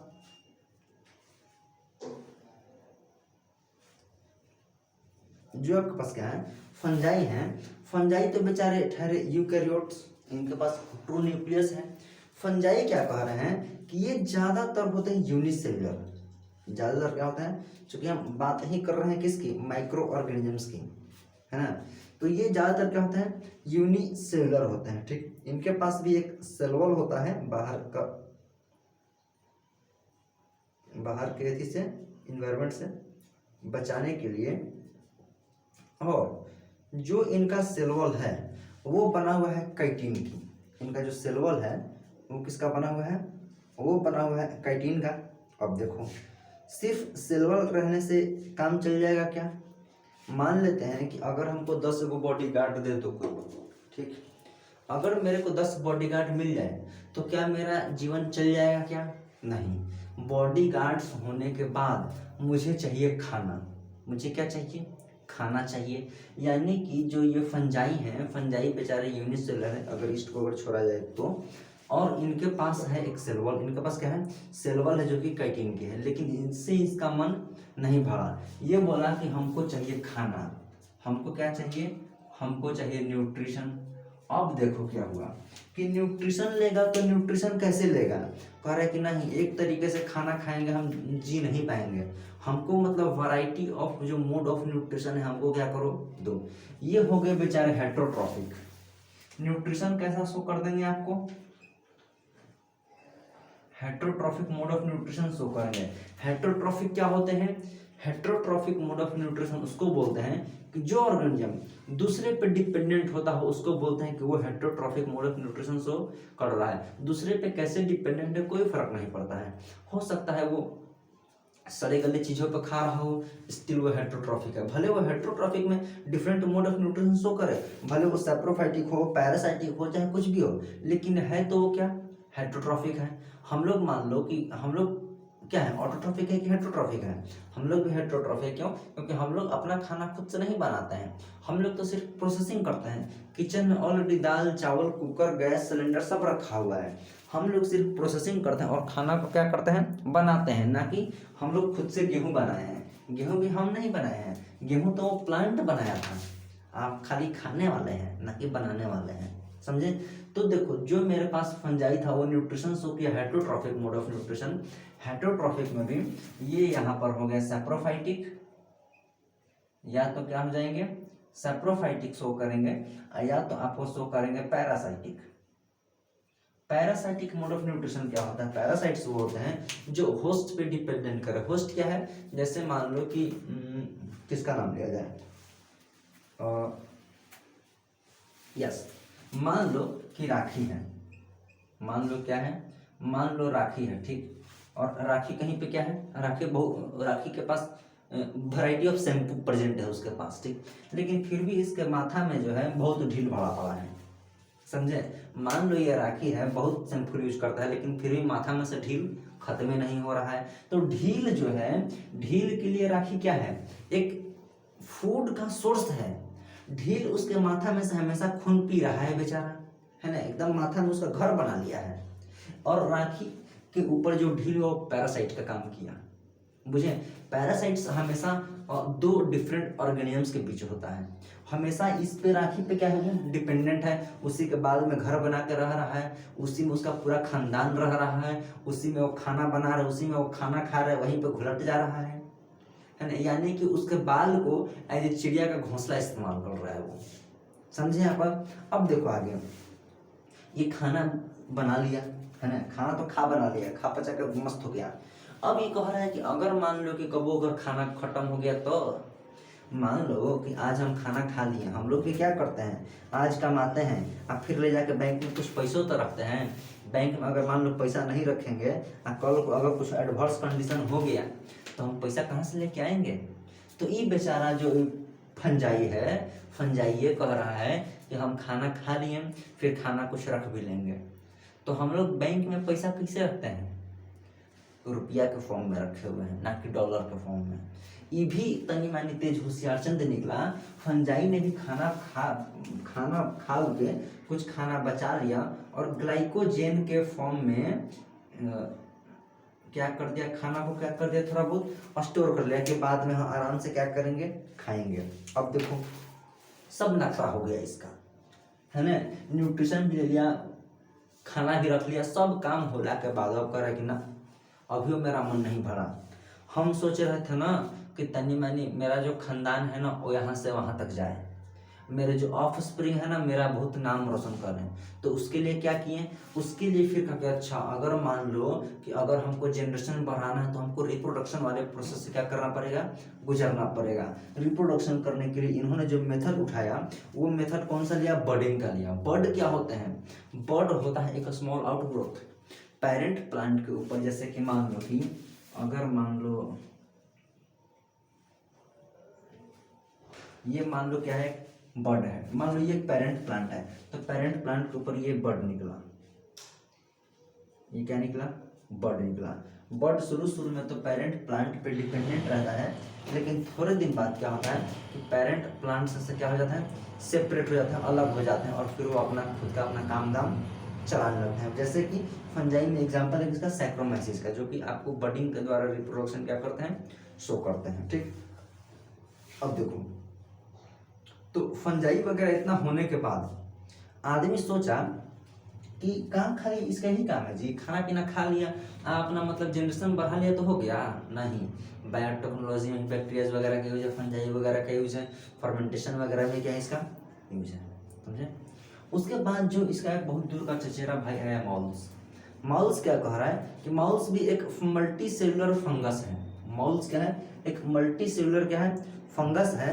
लेकिन यहाँ पे जो खुद ये फंजाई था वो एक यूनिसेलुलर था, और यहाँ पे माउल्स क्या है, मल्टी सेलुलर फंजाई है। ठीक, देखो जनरली शुरू में तो ये थ्रेड लाइक स्ट्रक्चर बनाते हैं। जो ये माउल है ये एक जनरली शुरू में क्या बनाया, एक थ्रेड लाइक क्या बनाया, स्ट्रक्चर बनाया। जब ये थ्रेड लाइक स्ट्रक्चर बनाया तो इसको बोल दिया क्या, इसको बोल दिया हाइफे। थ्रेड लाइक स्ट्रक्चर बनाया जो माउल्स, उसको बोल दिया गया हाइफे। लेकिन क्या हुआ कि ये अकेले नहीं रहा था, ढेर मानी आ गया सब, यानी कि पूरा चारों पट्टी हाइफे हाइफे हो गया, पूरा चारों पट्टी का हो गया, हाइफे हाइफे हो गया। तो अब मान लो कि ढेर सारा अगर हाइफे है तो क्या कहेंगे, हाइफे हाइफे नहीं, उसके लिए एक दूसरा कॉमन नाम निकाल दिया गया जिसको बोलते हैं माइसीलियम। यानी कि जो हाइफे है, हाइफे और हाइफे मिल करके क्या बनाएंगे, माइसीलियम बनाएंगे, समझे। देखो जो ब्रेड होता है ना, ब्रेड देखते हैं जो हम लोग जिसका ब्रेड पकौड़ा खाते हैं जी, वो जो ब्रेड होता है, ब्रेड को थोड़े दिन तक ऐसे अगर खुला अगर रखोगे तो उसमें थोड़े दिन बाद क्या होता है कि हरियर हरियर चीज लग जाता है। ठीक, वो जो हरा हरा चीज है वो माउल्स तो होता है, फंगस होते हैं वो। हरा हरा चीज क्या होता है कि पहले तो वो जो ब्रेड है, ब्रेड के अंदर, ब्रेड के बीच में उनके जो रूट्स हैं, उनके जो हाइफे हैं फैले होते हैं। ठीक, जब अंदर में हाइफे फैल गया है तो बाहर में निकला वो। बाहर में जब जो आउटर का विजिबल स्ट्रक्चर आप ब्रेड के ऊपर देख पा रहे होते हैं वो एक्चुअली आप माइसीलियम देख रहे थे, ना कि हाइफे देख रहे होते हैं। हाइफे तो शुरुआत वाला स्ट्रक्चर होता है जब सिर्फ थ्रेड लाइक स्ट्रक्चर बन रहा होता है। थ्रेड लाइक स्ट्रक्चर के बाद जब वो मतलब गुच्छा बनने लगता है तो उसको क्या बोलते हैं, माइसीलियम बोलते हैं, समझे यहाँ पर। अब देखो यहाँ पर माउस में जो रिप्रोडक्शन है वो स्पोर फॉर्मेशन के थ्रू देखने को मिलता है। इसका एक और चचेरा भाई जो प्रोटोजोआ। प्रोटोजोआ भी यूनिसेलुलर ऑर्गेनिज्म है, एक heterotrophic mode of nutrition show करता है। हेटेरोट्रॉफिक में अब बताने की जरूरत नहीं है कि हेटेरोट्रॉफिक मोड ऑफ न्यूट्रिशन क्या होता है। तो जो बेचारा प्रोटोजोआ है ये भी आपको हेटेरोट्रॉफिक मोड ऑफ न्यूट्रिशन क्या करते हैं, शो करते हैं। साथ ही साथ इनके पास कोई सेल वॉल नहीं है, सेल वॉल नहीं है। सेल वॉल मतलब उनका जो प्रोटेक्टिव लेयर है वो नहीं है। ज्यादातर बेचारे प्रोटोजोआ हैं पानी में भटक रहे मिलेंगे आपको, यानी कि ज्यादातर क्या देखने को मिलेंगे, एक्वेटिक देखने को मिलेंगे। और जो बच्चा अभी तक पढ़ चुका है 8, 9, 10 तक, अगर एमीबा का नाम नहीं सुना है तो फिर पढ़ाई लिखाई छोड़ देना चाहिए, क्योंकि एमीबा तो मतलब बहुत ही कॉमन नाम है बायोलॉजी में, एमीबा। ठीक, अब एमीबा क्या कह रहा है, एमीबा शांति से बैठे वाला ऑर्गेनिज्म नहीं था। एमीबा कह रहा है कि हम एक जगह से दूसरी जगह जब तक माकेंगे नहीं जब तक हम एक जगह से दूसरे जगह जाएंगे नहीं, मेरा मन नहीं लगेगा।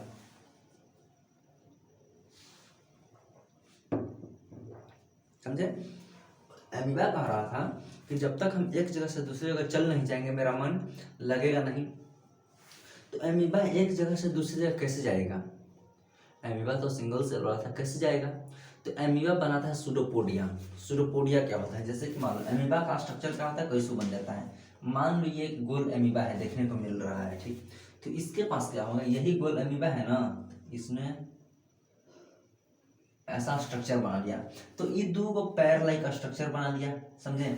और यही दो गो पैर लाइक स्ट्रक्चर बना के एक जगह से दूसरी जगह ही मार्क लेगा, और उसी को बोलते हैं सूडोपोडिया। सूडो का मतलब होता है फॉल्स, और पोडिया का मतलब होता है लेग, पैर।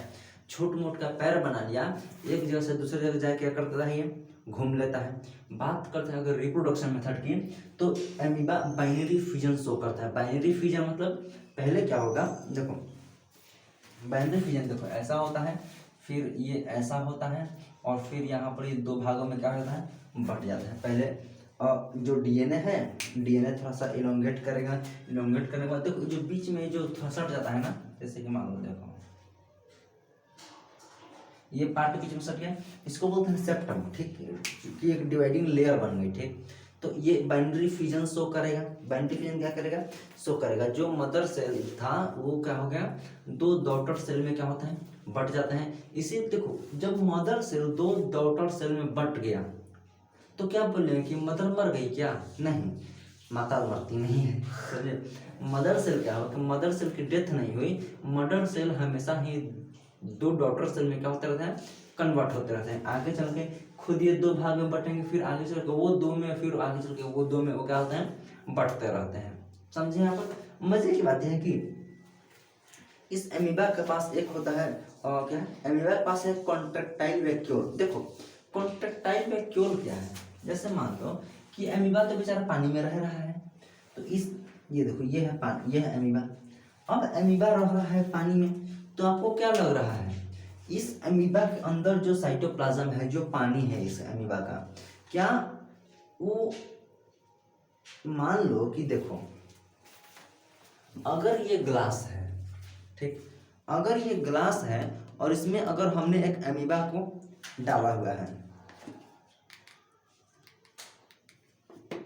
अगर मान लो ये ग्लास है और इसमें हमने एक छोटे से अमीबा को क्या किया हुआ है, डाला हुआ है, तो क्या ग्लास का पानी ज्यादा है या अमीबा के अंदर का पानी ज्यादा है?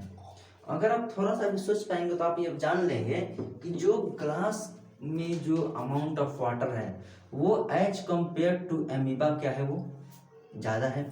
अब देखो अगर अमीबा, अब देखो अमीबा के अंदर पानी तो कंटिन्यूअसली एंटर कर रहा है। अगर मान लेते हैं कि ऐसे ही अगर पानी हमेशा जाते रहा अंदर, अमीबा के अंदर पानी क्या रहा, घुसते रहा है, तो अमीबा का तो सेल फट जाएगा। मान लो कि एक बलून है और बलून के अंदर तुम पानी पिचकारी से भरते रहो, अगर तुम मतलब रोकोगे नहीं तो वो क्या हो जाएगा, वो फट जाएगा, बलून का हो जाएगा, फट जाएगा।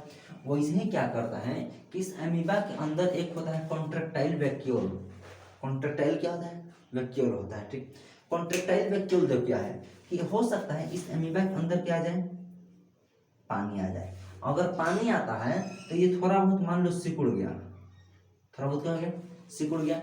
लेकिन ये एक लिविंग ऑर्गेनिज्म है अमीबा, इसका नाम है कॉन्ट्रेक्टाइल वैक्यूल, पहले सिकुड़ा हुआ है, फिर जब ये फैलेगा तो जो एक्स्ट्रा पानी इस सेल के अंदर आया हुआ है, क्या वो एक्स्ट्रा पानी बाहर की ओर मतलब क्या हो जाएंगे, फेंका जाएगा क्या? हाँ बिल्कुल, अंदर का जो सेल के अंदर जो पानी भर गया था वो कॉन्ट्रेक्टाइल वैक्यूल की वजह से जब ये फैलेगा तो पानी भी क्या हो जाएगा, बाहर की तरफ सेल से क्या कर दिए जाएंगे, फेंक दिए जाएंगे। तो इसके तो पानी में सरवाइव कर पाए बेचारा अच्छे से, इनके पास कॉन्ट्रेक्टाइल वैक्यूल बनाया गया ताकि वहां पर सेल उनका क्या हो जाए, बस्ट ना हो जाए, ठीक। एक है प्लाज्मोडियम, इससे आप भली भांति परिचित हैं, जो आसपास में कभी ना कहीं मलेरिया वगैरह तो हो ही गया होगा। जो मलेरिया होता है, मलेरिया फीमेल एनोफिलीज मस्कीटो करती हैं, ना कि मेल वाले मच्छर बेचारे मलेरिया नहीं करते ना। क्यों? मेल वाले मच्छर मलेरिया इसीलिए नहीं करते हैं क्योंकि वो दोस्त हैं। फीमेल वाले मच्छरों का दुश्मनी है। फीमेल एनोफिलीज मस्कीटो जो है आपको क्या करते हैं, मलेरिया कॉज करते हैं। जो ये एनोफिलीज फीमेल वाली एनोफिलीज मस्कीटो है ना, देखो जो ये फीमेल एनोफिलीज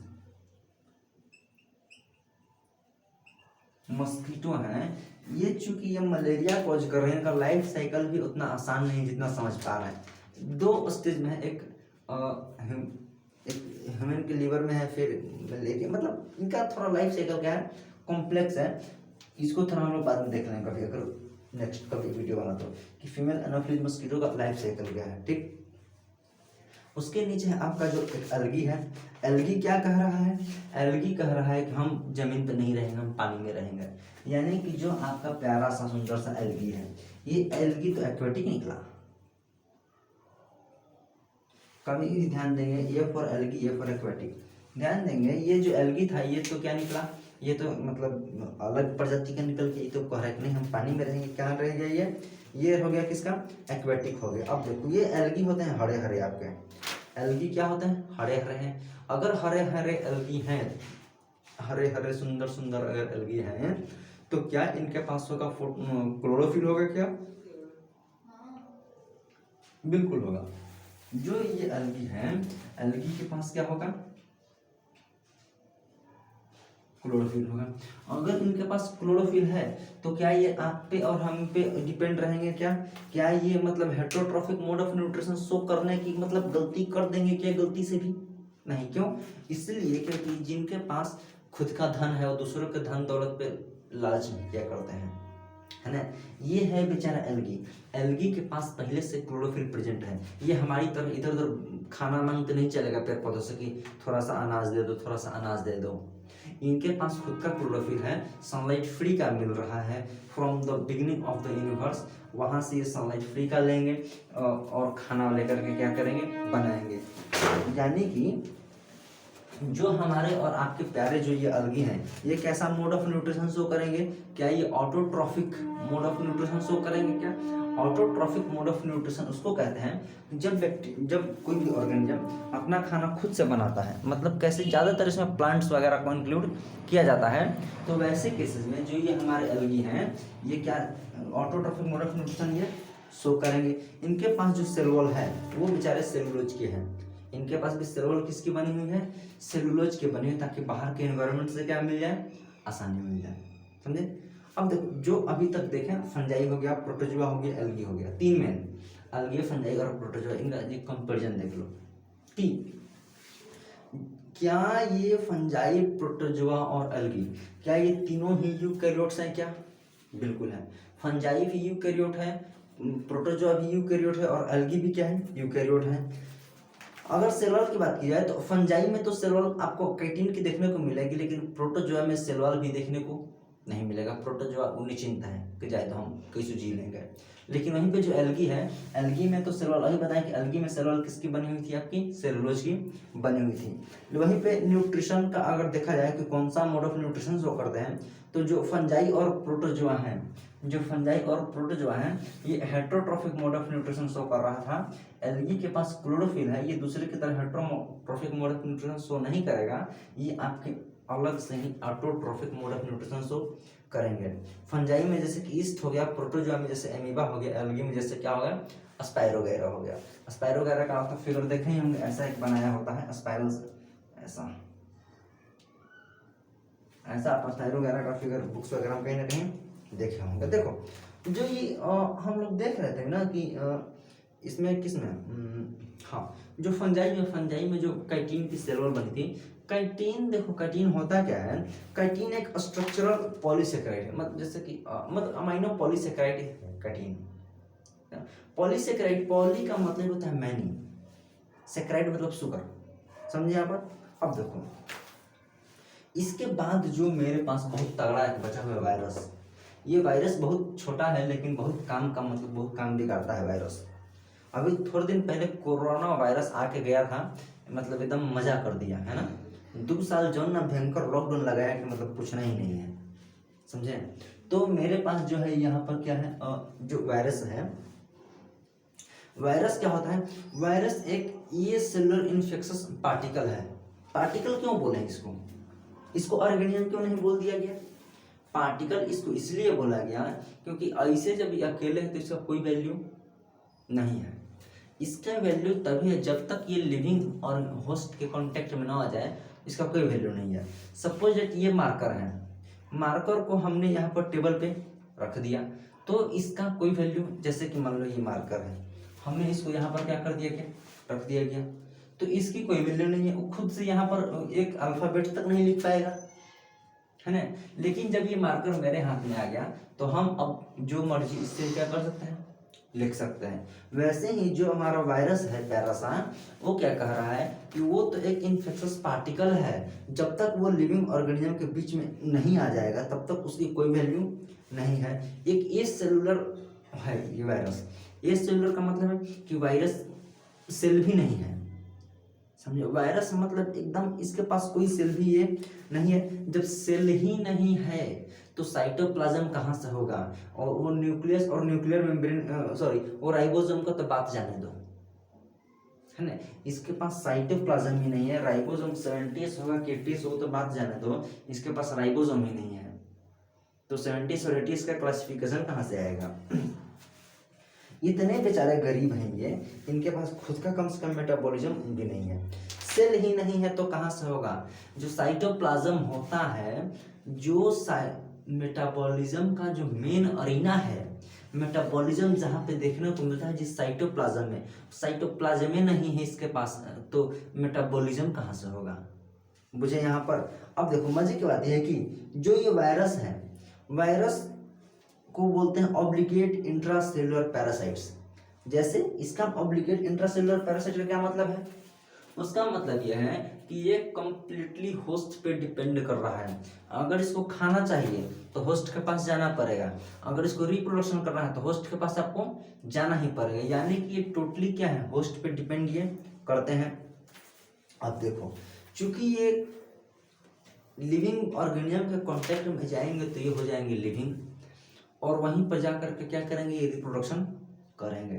तो कम से कम इस वायरस के पास कुछ चीज़ें तो होनी ही चाहिए। अगर रिप्रोडक्शन अगर करेगा तो वायरस का जो है, वायरस आखिर अपना जेनेटिक मटेरियल ट्रांसफर तो करेगा, वायरस अपना जेनेटिक मटेरियल ट्रांसफर तो करेगा। जेनेटिक मटेरियल ट्रांसफर करने के लिए क्या है, इसके खुद के पास जेनेटिक मटेरियल होना पड़ेगा क्या, हाँ। तो वायरस के पास दो कॉमन चीज है। दो कॉमन चीज क्या है, इसके पास एक है इसका जेनेटिक मटेरियल, वायरस के पास एक क्या है, इसका जेनेटिक मटेरियल होगा। क्या है जेनेटिक मटेरियल, या तो इसके पास डीएनए हो सकता है, या तो इसके पास आरएनए हो सकता है। डीएनए और आरएनए दोनों हो सकता है क्या, नहीं, उतनी इनके बेचारे की हैसियत नहीं है कि दोनों रख लें, कोई एक ही रखेगा, या तो डीएनए रखेगा या तो क्या रखेगा, आरएनए रखेगा। अब बेचारे के पास एक ही तो चीज है, इसके पास एक ही चीज है आरएनए जेनेटिक मटेरियल, तो उस एक चीज को भी क्या रखेगा, ये संभाल के रखेगा। उस एक चीज को संभाल के रखने के लिए मान लो कि ये आरएनए है, इसको कर दिया कोट, क्या कर दिया, इसको ऊपर से कोटिंग कर दी, इस पे कैप्सिड की क्या कर दी, एक प्रोटीन की कोट चढ़ा दी, जो कि क्या करेगा, उसके जेनेटिक मटेरियल को क्या करेगा, वो बचा कर रखेगा। कैप्सिड, जो कैप्सिड होता है ना, कैप्सिड कैप्सिड कैप्सिड की यूनिट होती है कैप्सोमियर। कैप्सिड की यूनिट क्या होती है, कैप्सोमियर होती है, ठीक। यानी कि ये क्या होगी, इनके पास एक छोटा सा बेचारे के पास जेनेटिक मटेरियल है, आरएनए हो सकता है या फिर डीएनए हो सकता है, दोनों रख लेना, इतनी इनकी हैसियत नहीं है। एक जेनेटिक मटेरियल उसको ही बचा कर रखते हैं कैप्सिड की हेल्प से। प्रोटीन कोट, कैप्सिड क्या है, प्रोटीन कोट है, प्रोटीन का होता है वो, उसके ऊपर क्या होता है, सेफ्टी के लिए उसको बना करके रखा गया है, समझे। मजे की बात है कि देखो ये जो वायरस है, इतने सिंपल होने के बाद इनके पास कुछ भी नहीं है सिवाय इस जेनेटिक मटेरियल बेचारे के पास। इसके बावजूद भी इनका नखरा देखो, ये कह रहा है कि हम भी एक शेप में नहीं बन कर रहेंगे, अलग अलग हम भी स्ट्रक्चर अपना शेप बनाएंगे। तो उस हिसाब से एक आ गया आपको टीएमवी। टीएमवी क्या है, tobacco Mosaic virus. Tobacco Mosaic virus, जो ये टोबैको है, टोबैको को कहते हैं कैश क्रॉप। टोबैको को क्या कहते हैं, कैश क्रॉप किसको कहते हैं? शुगर केन को भी कैश क्रॉप बोलते हैं। कैश क्रॉप उसको बोलते हैं कि जिसको मार्केट में एक्सचेंज किया तुरंत पैसा मिला, वेट नहीं करना पड़ता है, लिया मार्केट में भेजा पैसा कमाया, उसको बोलते हैं क्या? कैश क्रॉप बोलते हैं। ये जो ये टीएम भी है, ये इसका मतलब ये टोबैको मोजाइक वायरस होता है इसका, और ये हेलिकल होता है। क्या होता है? हेलिकल। टीएम भी क्या होता है? हेलिकल स्ट्रक्चर ये शो करते हैं। एक होता है कॉम्प्लेक्स स्ट्रक्चर, जो जैसे कि बैक्टीरियोफेज हो गया। बैक्टीरियोफेज का स्ट्रक्चर क्या होता है? थोड़ा बहुत कॉम्प्लेक्स होता है। मजे की बात यह है कि देखो, जो ये टोबैको मोजाइक वायरस है तंबाकू वगैरह में, तंबाकू का सेवन तो बहुत शुरुआत से आया है। डिमिट्री एक साइंटिस्ट हुए और डिमिट्री इवेंस्की, इन्होंने 1892 में फर्स्ट टाइम टीएमवी पे क्या किया? स्टडी वगैरह किया। आखिर उस टाइम पे इस टोबैको मोजाइक वायरस की स्टडी कैसे स्टार्ट हुई? हुआ क्या कि इन्होंने एक जो प्लांट है, एक मिनट,